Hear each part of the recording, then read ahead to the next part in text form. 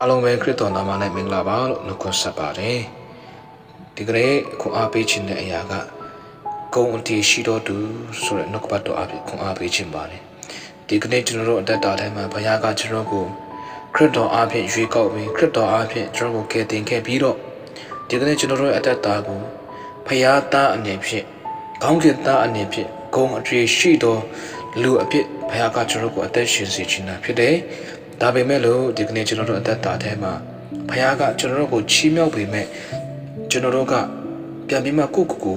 ုနှိမ်ချလိုက်တဲ့အရာတွေများဆိုတာဖြစ်နေပါတယ်။ဒါကြောင့်ဘယ်အရာကကျွန်တော်တို့ကိုနှိမ်ချနေတာလဲ။ဘယ်အရာကကျွန်တော်တို့ဘဝကိုရစရာမရှိအောင်ကျွန်တော်တို့ရဲ့အသက်တာကိုကျွန်တော်တို့ရဲ့အခြေအနေကိုဘယ်အရာကမကောင်းတဲ့ဘက်ကိုတွန်းချနေတယ်လဲဆိုတဲ့အရာကိုဒီကနေ့နှုတ်ကပတ်တော်အဖြစ်ခေါ်အားယူရအောင်။တမန်ကျမ်းစာတစ်ပိုက်ကိုဖတ်ချင်ပါတယ်။တုတ်တန်ကျမ်းခန်းကြီး29အပိုင်းငယ်23ကိုဖတ်ချင်ပါတယ်။မိမိမာနသည်မိမိကိုနှိမ်ချလိမ့်မည်စိတ်နှိမ်ချသောသူမူကားဂုဏ်အတရေကိုရလိမ့်မည်ဒ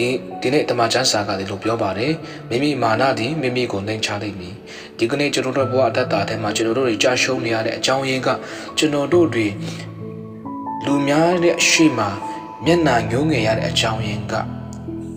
ဘုရားကကျွန်တော်ကိုချီးမြှောက်ပေးမယ်ကျွန်တော်တို့ရဲ့ဘဝအတ္တတွေကြာရှုံးနေရတဲ့အကြောင်းရင်းကတခြားမဟုတ်ပါဘူးကျွန်တော်တို့ရဲ့မာနကိုကျွန်တော်ကိုနှိမ်ချလာဖြစ်တယ်။ဒါကြောင့်ချစ်တော်မိတ်ဆွေများဒီကနေ့ကျွန်တော်ရဲ့အသက်တာထဲမှာတယောက်နဲ့တယောက်မာနတရားတွေကိုမထားကြပါနဲ့။မာနတရားတွေကိုကျွန်တော်အသက်တာထဲကနေကျွန်တော်ဘဝထဲကနေဖယ်ထုတ်လိုက်ပါ။အချင်းချင်းတယောက်နဲ့တယောက်နှိမ်ချတော့တဲ့ဘဝနဲ့တယောက်နဲ့တယောက်ချစ်တဲ့မေတ္တာနဲ့တယောက်နဲ့တယောက်ကျွန်တော်ဖေးမရအောင်။ဒီနေ့တင်းရဲ့မာနကတင်းကိုဘယ်တော့မှအကောင်းဖြစ်လာစေမှာမဟုတ်ပါဘူး။တင်းရဲ့မာနတွေတင်းရဲ့ဘဝတစ်ခုလုံးကိုပျက်စီးသွားစေမှာဖြစ်တယ်။ဒါကြောင့်ချစ်တော်မိတ်ဆွေမာနကိုရှေ့တမ်းမတင်ပါနဲ့။စိတ်နှိမ်ချတော့အားဖြင့်ကျွန်တော်ဆက်လက်ပြီးမှတက်ရှင်ရအောင်ဒီနေ့စိတ်နှိမ်ချတဲ့အရာကဘာလဲဆိုရင်ဂုဏ်အတရေကိုရလိမ့်မယ်ဒီကနေ့ကျွန်တော်တို့ကဂုဏ်အတရေရှိတဲ့လူတွေဖြစ်ချင်တယ်ဆိုရင်ကျွန်တော်ရဲ့မာနကိုဖယ်ရှားပြီးမှစိတ်နှိမ်ချတော့အသက်တာနဲ့အသက်ရှင်ဖို့ဖြစ်တယ်တယောက်နဲ့တယောက်စိတ်နှိမ်ချတဲ့သဘောနဲ့ထိုမေတ္တာနဲ့အတူကျွန်တော်တို့အရောက်ချင်းစီတိုင်းကအတူတကွဖေးမခွန်အားပေးပြီးမှအသက်ရှင်သွားမယ်ဆိုရင်ကျွန်တော်တို့ပတ်ဝန်းကျင်ကျွန်တော်တို့ရဲ့လောကကျွန်တော်တို့ရဲ့နိုင်ငံဟာဂုဏ်အတရေရှိသောပတ်ဝန်းကျင်ဂုဏ်အတရေရှိသောလောကဂုဏ်အတရေရှိသောနိုင်ငံဖြစ်လာမှာဖြစ်တယ်ကျွန်တော်အရောက်ချင်းစီတိုင်းကလည်းဂုဏ်အတရေရှိသောပုဂ္ဂိုလ်တွေဖြစ်လာမှာဖြစ်တယ်လို့နှုတ်ပတ်တော်အပြင်ခွန်အားပေးခြင်းပါတယ်ဒါကြောင့်ချစ်တော်မိတ်ဆွေများဒီကနေ့ကျွန်တော်တို့အရောက်ချင်းဆိုင်အသက်တာထဲမှာဒီနေ့မာနကိုရှေ့တမ်းမတင်ဘဲနဲ့စိတ်နှလုံးနှိမ်ချတော့အပြင်အသက်ရှင်ရအောင်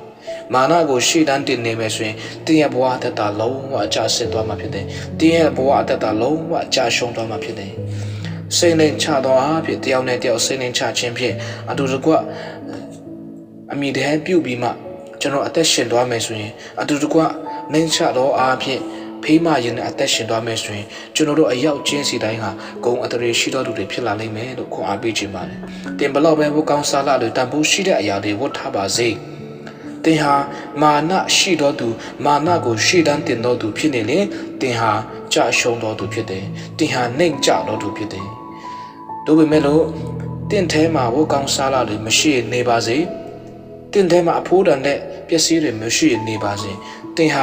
ာစိတ်နှိမ်ချတော်သူဖြစ်နေမယ်ဆိုရင်တင်ဟာဂုဏ်အတရေရှိတော်သူဖြစ်တယ်လို့နှုတ်ပတ်တော်အဖြစ်ဒီကနေ့ဝေကခွန်အားပေးချင်ပါတယ်။ဒါကြောင့်ကျွန်တော်အရောက်ချင်းစီတိုင်းတင်မြင်ရတဲ့အရာတဲ့မမြင်ရတဲ့ကျွန်တော်တို့အတွင်းစိတ်နှလုံးသားကိုနှိမ်ချပြီးမှဂုဏ်အတရေရှိတော်သူအဖြစ်လောကထဲမှာအသက်ရှင်ကြပါစို့။တင်ရဲ့မာနတွေကိုတင်ရဲ့မောက်မာတဲ့အရာတွေကိုတင်ရဲ့မာနတရားတွေကိုဖယ်ထားလိုက်ပါ။တင်ရဲ့မာနတွေကိုဖယ်ရှားလိုက်ပါတင်ဖို့အတ္တကနေထုတ်ပစ်လိုက်ပါ။တင်ဟ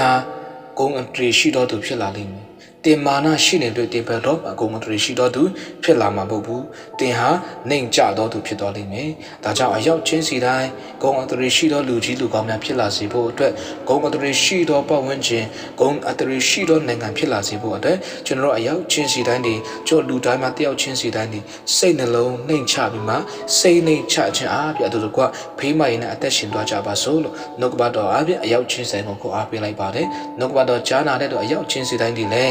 စင်လုံးနှိမ်ချတော့အားဖြင့်အသက်ရှင်နဲ့ဂုဏ်အတရေရှိတော်သူများဖြစ်ကြပါစေလို့ဆုမကောင်းတောင်းပေးလိုက်ပါတယ်